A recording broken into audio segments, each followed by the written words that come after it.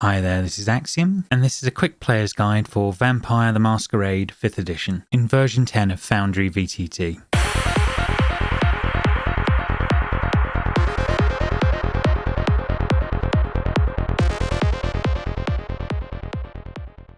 Okay, so let's get started. Once the screen loads up, it should look something like this. The first things to get right is usually your settings so that the quality runs reasonably on your computer. Most of the main interface is up in the top right hand corner here, but we're going to go straight through to the game settings, the cog at the far end, and then we're going to go to the configure settings section in here.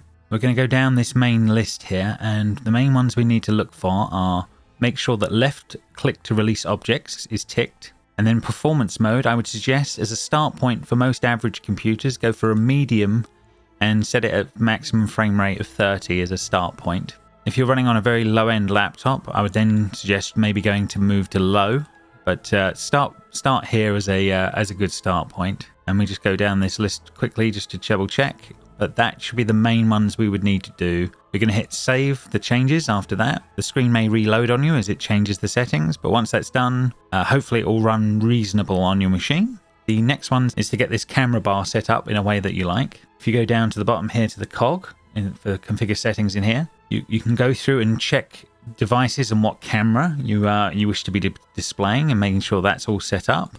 But the key one here is dock position, and you can choose to either have it in the top, right, bottom or left. I personally go for across the bottom. I think that works for me, but quite a lot of people like it off to the right, etc. So make sure that that's all set up and hit save changes. And that should be your basic setup and ready to go. Your DM should have set you up a character sheet and hopefully a token on the main page. I know this is my token. I can move this character around using the cursor keys, up, down, left, right, and you may need that in a scene, etc. You can get to a bit more by right hand clicking on a token. The only things key in here are that you may need to put on an effect, something like a status effect, like they're burning or something like that. You can right hand click and then go into here and pick that, and then again click it off need be. Other things you can do on the pages or the scenes you're in, you can press and hold your mouse button to ping on the screen, to point something out or try and draw some attention. Everybody's colors will be different. And the other one is if you need to denote a token that you're doing something to or targeting or something like that, you can press over a token and press the T command, and that will be showing up to everybody that you've targeted that token for some reason if you needed to point something out. We covered targeting. The only things we haven't done are that you can use the measure tool up here to do some distance checks on some maps, may be useful. And the other one you have is that I'm stepping away for a minute, I click it, and that will just give us a quick message that you're away or that you're coming back. There's also other templates if you need to check what a cone looks like, what a size of a certain cone effect may be, or a different area of effect. You can make those if you need to. And the rest is basically looking at your character sheet. The simplest way to get to your character sheet is always to double click your character, and that will bring up your sheet like so. Your sheet can also be found by going up to the top right hand corner here and going to the actors tab, and then there'll be a section in here. Eventually, if you dig down through the folders, you will find your sheet, so you can go and collect it that way. So with your sheet open here, what we can do is we can go back through to the chat messages section up here as well. This is where all the roles, etc. will appear during a game.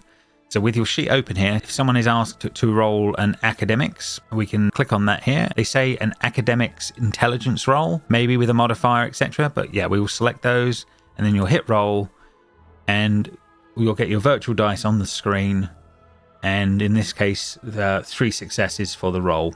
Your DM can work with that from there on. There are obviously going to be some disciplines and features, but they all work in similar ways in that you'll be asked to select something and then roll on it, and it will bring up the appropriate levels of dice as your sheets get filled out. You may also get things like roll a rouse check, so you'll be able to do that, and also roll a frenzy check, etc. And if and when appropriate, you will have to maybe add in hunger or take hunger off from the bar above. And lastly, you can select your player color by going down in here and then going to edit configuration in here, and you can change what color that's set for you. But that should be the basics for playing the game.